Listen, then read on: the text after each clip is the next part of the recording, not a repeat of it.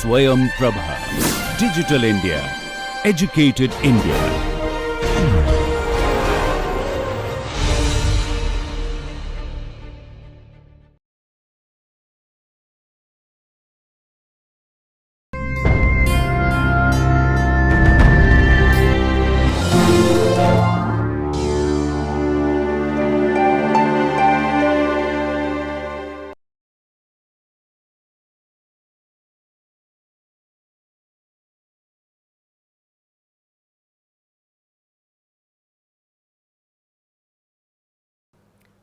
Good morning and welcome to the course on History of English Language and Literature. In the last session, we saw how during the Middle English period, Chaucer had emerged as the single most important literary figure in the history of English language and literature. So much so that so many historians began to consider him as a real starting point of English literary studies, and all the other things that happened before that almost faded into oblivion. We also saw how Anglo-Saxon language had almost become a dead language, and the Middle English dialect, the East Midland dialect which Chaucer used, became the vehicle of standard English expression. It also became the language of unity. It also led to a lot of growth of national consciousness in Britain. The nation began to get unified. Things were sounding much better than what it used to be during the Old English period. In today's lecture, we will be taking a look at Chaucer was very important, that he almost grew up like a banyan tree, and everything was fading into oblivion under him. But later historians, when they see the period after Chaucer, they are all the more convinced that there was hardly anything which could be highlighted in the period after Chaucer. So, in that sense, we begin to take a look at the end of Middle English period, which was beginning with wars, unrest and chaos. Some of the wars we took a look at in the earlier session itself, the 100 Years' War, which lasted for almost 116 years and also sapped all the resources and energy from the growing nation of Britain. And many historians feel that Middle English period, especially the period after Chaucer, towards the fag end of the Middle English period, it was not a period of production, but it was considered mostly as a period of preparation. It was considered as a preparation for a great age to follow, the great age soon after Middle English period being the Elizabethan period. And also during this time, we find the spirit of Renaissance running deep and strong, the influence of the antique literatures of Greek and Roman being quite influential in the making of English language and literature. This is a time when we also find England moving towards a more settled dynasty. Many of the internal conflicts are being resolved. The tensions with the foreign nations, especially with France, are getting resolved, and we also see that England is gearing up towards more sense of national progress, more ways in which the nation could consolidate itself. We also see a reformed religion emerging thanks to the many movements as part of Reformation.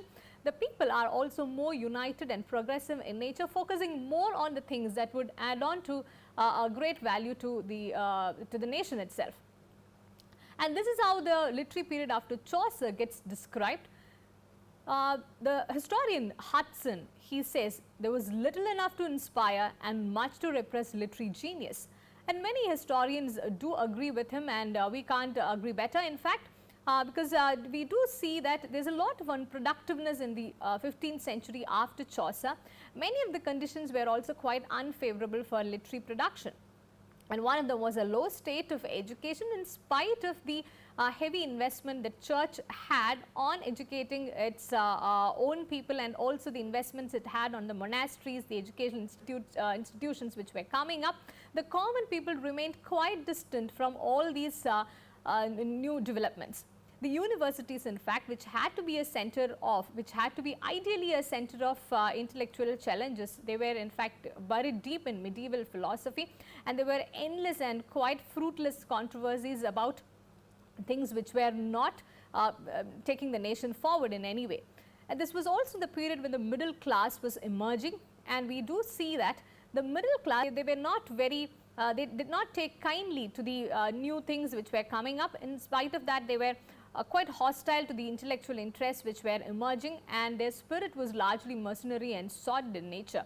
We also see a degeneration of religion in spite of the Reformation activities going on. There is also a large scale persecution going on.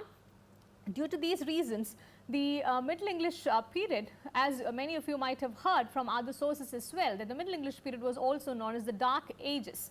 So, due to various reasons, the Middle Ages were also known as the Dark Ages. In fact, much of social history and general history focuses a lot on the Dark Ages and how medieval age was dominated by certain things which were related to religion and church. In fact, many historians feel that the only romance which was possible during the Middle Ages was a romance of religion, and this was also because the priests were mostly the educated class. Due to various reasons, the church dominated like anything during this period, and we find that the church had stifled secular arts, it had stifled literary activity, and even when some bit of literary activity was made possible, it was heavily mediated by the church. And in that sense, the topic, the theme, the treatment of literature and everything was dictated in certain ways by the church. And since church had a monopoly over education as well, the priests were mostly the educated class, and they also focused on the writings which were mostly religious in nature. So, we find an abundance of devotional writing during this period.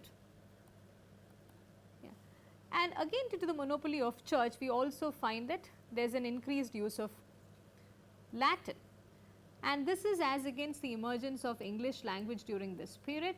And we find that the clergy sticks to Latin for quite a long time, just like the courtiers continue to speak in French for a long time. So, Latin was also a severe handicap in producing any kind of literature. And the most important reason for the less productive literary output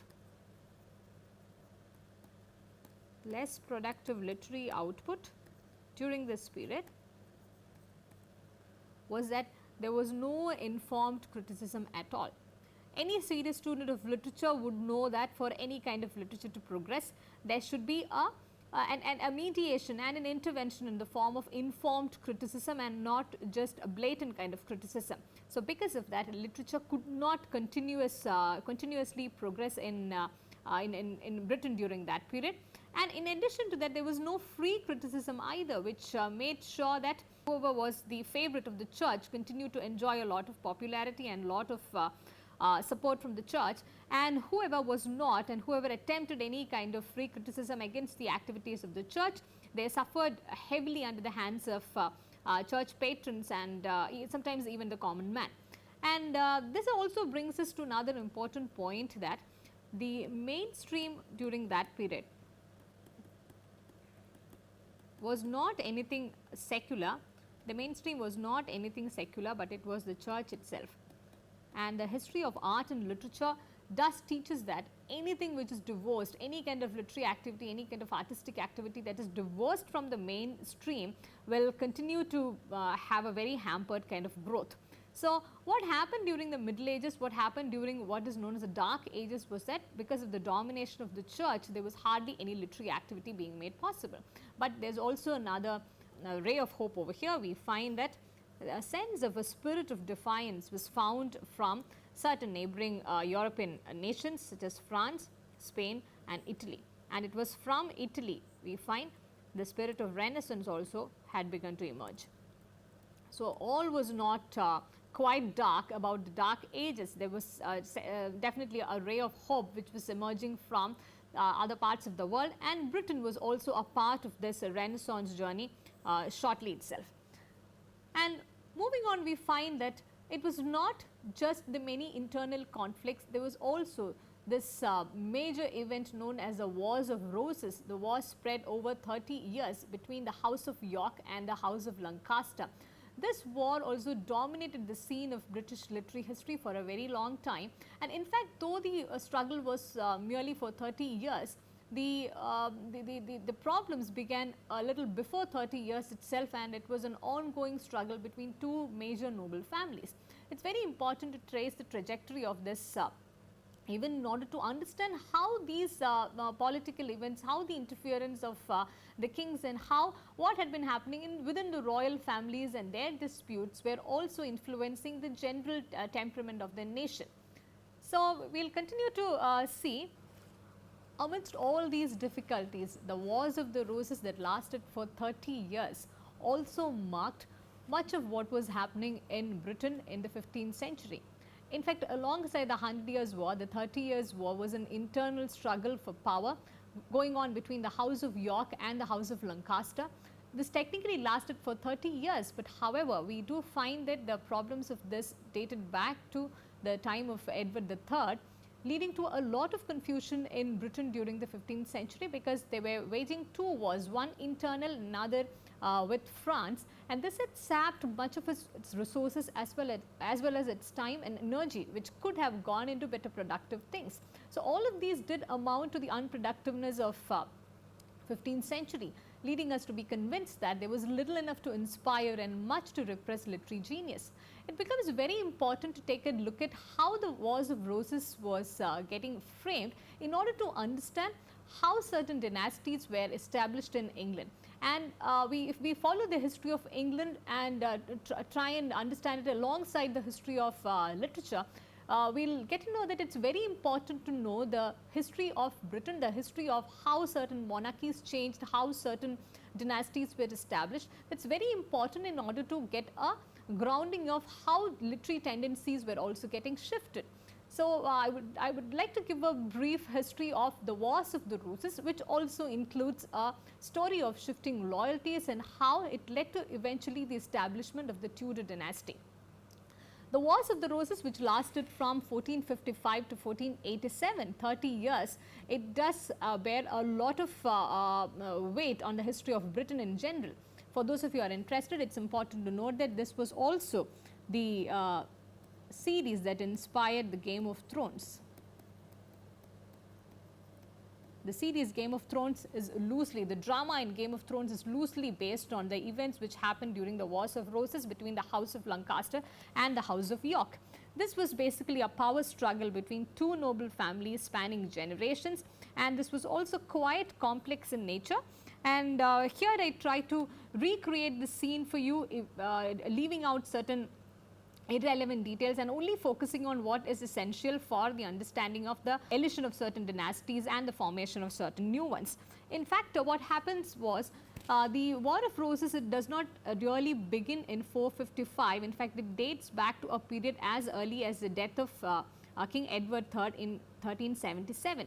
If you remember, King Edward III was the same king who even initiated the 100 Years' War and the dispute for territory with France. So, King Edward III, when he died, he had three living sons: John of Gaunt, Edmund of York, and the Duke of Gloucester. Edward the Black Prince, his first son, had died much before the death of King Edward III, that was much before 1377. So, this in fact had left the three sons, John of Gaunt, Edmund of York, and the Duke of Gloucester, with lot of hopes about being the next crowned king. However, what happened was that soon after King Edward's death, Edward the Black Prince's son, Richard II, he gets crowned as the next king. And this was not taken very kindly, obviously, by the other three living sons. In fact, this is a saga, the Wars of the Roses is a saga of an entire generation of three sons left lingering to the claims of throne and also the disputes among their offsprings that followed. So, soon after King Richard had taken charge of the English crown, we find in Henry IV a very disgruntled soul, and he had raised a couple of unsuccessful rebellions against Richard II. Initially, he was unsuccessful, but eventually we do find that he was quite successful. And before we move on, this John of Gaunt, we had actually encountered him even during the life of Chaucer. He was the same person who was the patron of Chaucer. And if you remember, there was a brief period when Chaucer fell into poverty, and that was the time when Richard II had assumed the crown and had confiscated all the property of John Gaunt and Henry IV. And soon after, we find that Henry IV eventually launches a very successful revolution against Richard II. This is in 1399, and he is crowned the King of England by 1399. And they had a fairly smooth reign for a while at least, and also this began the domination of, with this began the domination of the Lancaster group against the York group. So basically, Wars of Roses is a series of wars waged between the Lancaster house and the York house, and the term roses, this is also quite interesting, as the Lancasters had for their symbol a red rose and the Yorks had a white rose. So this explains how and why this was termed as the War of the Roses. And Henry IV, he dies, and his son Henry V assumes power, and Henry V also fairly had a smooth reign during his period. But however, around the same time, the 100 Years' War was also happening, which led to a lot of confusions in terms of resources, in terms of managing territorial disputes, so on and so forth. In spite of that, the House of Lancaster did assume at this point that they were going to be next monarchs, the next dynasty in the land of Britain. And Henry V, however, he died quite all of a sudden in 1422. We find that Henry V had a sudden death in 1422 during one of his military combats. This had left Henry V, who was still an infant, to take charge of the crown. And from then onwards, we find that England was falling into quite turbulent times. Henry VI, since he was an infant, he had many advisors around him. He was also weak-willed to begin with. In fact, in history also, he has gone down as the weak-willed king. He had many advisors, some of them were good, some of them just wanted to take advantage of the situation. Overall, Henry VI grew up to be a personality which was not quite admirable, and he also had many moments which forced Britain to fall into debt, fall into a lot of confusion, because he could not take any kind of decisions at any point of time. And we find that what changed the fate of Henry VI and eventually the fate of Britain is his marriage with a certain Margaret of Anjou. She was French, and many of the supporters of Henry VI and some of his well-wishers assumed that this connection, this marriage alliance with a French princess is going to be of great use, because that will in some form or the other alleviate some of the territorial tensions between Britain and France. However, this did not prove to be a very wise decision, because Margaret of Anjou was quite strong-willed. She had her own ambitions to pursue, and she was not, he was quite capable of raising an army on her own and even doing many of the things on her own. This was not quite an encouraging thing for Britain at that point of time. And since Henry VI was quite inept in carrying out his duties, for a brief time we do find that the Duke of York, who had descended from the House of York, we find the Duke of York, who is Richard, being the advisor general to Henry VI for a brief period of time. And also, it's useful to remember that the Duke of York was hugely popular, and he was very well liked by the common people, but he was not, for obvious reasons, favoured by Margaret of Anjou. And there were specific reasons as well. One was the 100 Years' War that he critiqued. So because of that, even for a while, Richard, the Duke of York, was even banished from court, and he was sent in exile to Ireland for a brief time. However, due to various turns of events and largely due to the inept nature of Henry VI, Duke of York again came back, and he assumed a greater position of power. In fact, in that sense, from advisor general, he was appointed as the Lord Protector.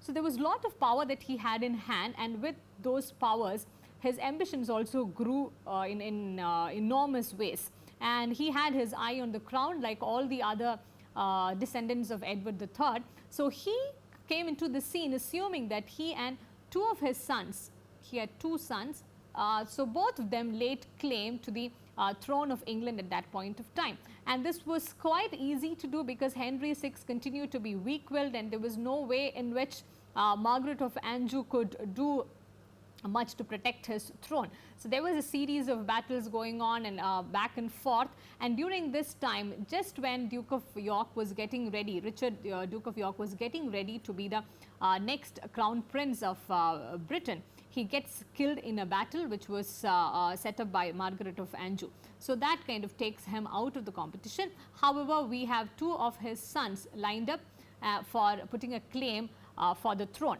And we do find that it becomes quite an easy succession for them, because Henry VI and Margaret of Anjou together, they cannot do much, and in between Henry VI also has these bouts of mental illness which makes his case all the more difficult as well. And we find that Edward IV, who is the son of the first son of Richard of York, he quite easily assumes power and he becomes crowned as the King of England. And this again ensued another series of conflicts, because until then, as we can see, it was the House of Lancaster, and power gets transferred. The kingly powers get transferred from the House of Lancaster to the House of York. This again opened another can of worms, and we do see that they have a peaceful reign for a very short time, and we also find that in between Henry VI, who is at that time still alive but quite inefficient to take back power, for a brief period he is reinstated to power, but again he does not have the capacity to hold on to power or to run a proper government at that point of time. And also when he is again recaptured at this point, when he is recaptured, his wife Margaret of Anjou, they had to flee from England to France along with their son, and Henry VI is forced to spend the rest of his life in prison. And we also get to read from history that he loses his life in prison, and that's all we hear about him from then. And after that, the history of Britain continued to be eventful. So Edward IV, the son of Duke of York, was thrown away from power twice, but he manages to come back both the times, and also he dies in 1483. And before that, what made him a little unpopular in between was his marriage again. We do find that in the history of Britain, especially in the lives of the monarchs, the marriage alliances play a very significant role in changing the future of the nation. We do find that most of the marriage alliances also lead to great disputes, great internal disputes, and also to a lot of untoward turn of events within the nation as well. In many ways, we will see later on that this all had a great implication in the way in which the literature of the period was also getting fashioned. And his marriage was scheduled to happen with another French princess, and many of his councils thought that this was going to be a very wise decision, as this will help solve many of the territorial disputes that existed between France and England. If you remember, let me reiterate, the 100 Years' War was still going on in the background. So, but Edward IV was not keen on this marriage with the French princess. Instead, he goes and secretly marries a widow of a minor noble, and this had alienated most of his allies. Many of the other lords and other dukes who had given him support for him to assume power, mostly the allies of Duke of York as well, they all had felt quite unhappy with this new secret marriage that had taken place, and they had even withdrawn many of the support. But however, until his death, he continued to remain in power, and that had not affected his fortunes as a king for a very long time. But he dies in 1483, assuming that two of his sons can automatically inherit the crown. But as soon as he dies, Richard II, who is Edward IV's brother, which also means that he was the second son of Duke of York, he also had ambitions on the crown. So Richard III, as soon as Edward IV dies, he's very quickly he declares the sons illegitimate, because the sons were born out of wedlock and also from a secret marriage, and this marriage was not recognized by the church or by the other dominant persons in the country during that period. So the sons were declared illegitimate, they were forced to be imprisoned, and history tells us that we do not hear about those two sons after that, and they were it was quite a tragic incident, as they were quite young as well. The oldest son, when he was ready to assume the crown, he was barely 12 years old. They also had an older sister who was a daughter of Edward IV, and we do not hear much about her either, except that there is a lot in store for her in the future.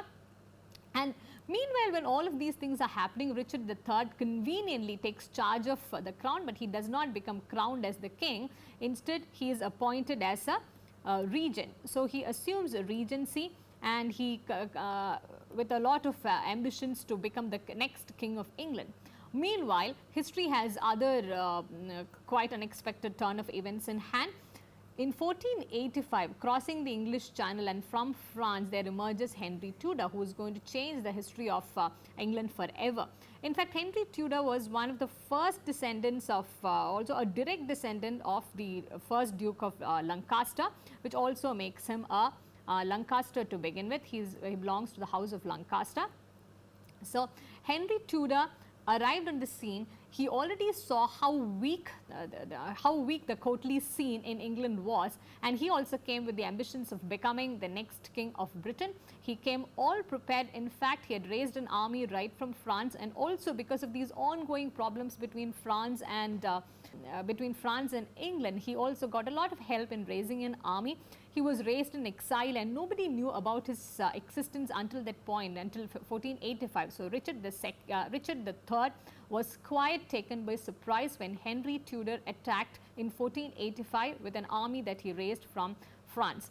Not only did Henry Tudor manage to completely wipe out the army and the power of Richard II, but he also did something which brought an end to the Wars of the Roses. Yeah?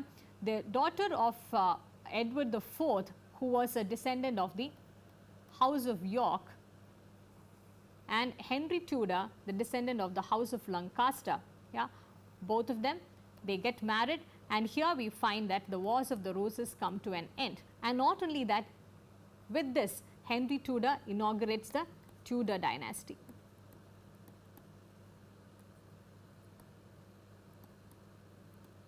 Tudor dynasty, as we would see in the later ages, most important to the fashioning of literature. We find that it's during the Tudor period that English literature begins to flourish a lot. So, with the century-long dispute, as soon as it ends, it also inaugurates a fresh period in the history of Britain and also in the history of literature. So, this long and complicated history, it is quite important for us in order to understand that Britain was going through turbulent times. So, it was not an easy period when Britain was, as you can see how complicated this scheme of things look. So, Britain was going through a turbulent time all through these 100 years after Chaucer, and it was quite a difficult time for them to focus on any other thing. All these internal disputes, and alongside, if you remember, the 100 Years' War with France was also happening. So, all of these things became quite unproductive for any of the other things to happen. But however, as we pointed out at the beginning, this was just the beginning of a preparatory period for another wonderful age to follow, which ensured not just political stability, but also a flourishing period in terms of art and literature as well. With the end of the Wars of Roses, we also come to the inaugural point of the Tudor dynasty. As we can see over here, it was quite a complicated turn of events, and even when we are trying to recreate the history, it becomes all the more complex and complicated to begin with. However, this period was quite important in showing how the trajectory of the nation was quite influential in the trajectory of the literature itself. Yeah. Moving on, we also see continuing with the concerns that we had right at the outset about the unproductiveness of the 15th century. The Wars of the Roses and the ensuing struggle that went on for 30 years and perhaps a little more, it shows us how unfavorable the conditions continued for literary production. In fact, as in when we speak, perhaps the 30 Years' War can be explained in barely 30 minutes. However, as we can see, it continued to drain the energy of the nation, it continued to shift the concerns of the middle class, it continued to affect the growth of the university. Overall, it affected the intellectual thought process of the period. So, with this, we also realize that soon after Chaucer, because of these various reasons, there was no literary output at all. Some of the historians do have these concerns about whether this was due to a dearth of literary talent, but we would note this significant point that even if there was literary talent available, amidst this huge chaos, it would be quite difficult to find a fertile land for making such kind of literature available, also more so for making such kind of writings flourish. And as far as the common man is concerned, they were having quite a tough time, because as we also saw in one of the previous sessions, the taxations continued to increase, because as Britain was fighting wars internally as well as externally, money was needed to fund all these turn of events. So there was heavy taxation leading to an unrest peasant group. So all of these things were also getting into the literature of the 16th and the 17th century, focusing more on how the common man fared through all these difficult times. And also focusing a little bit more on Chaucer, we also note at this point that throughout 15th century and even till the beginning of the Elizabethan era in the 16th century, we do not have any notable poets who are taking the place of Chaucer. But however, we would also take a look at some of the writers who existed alongside Chaucer, and in the next section we would be focusing on the minimal literary output which featured in the age after Chaucer. That will also give a sense of continuity as we enter the 16th century soon after this. So this is how so that's all we have got about the 15th century after Chaucer. Thank you for listening, and see you in the next session.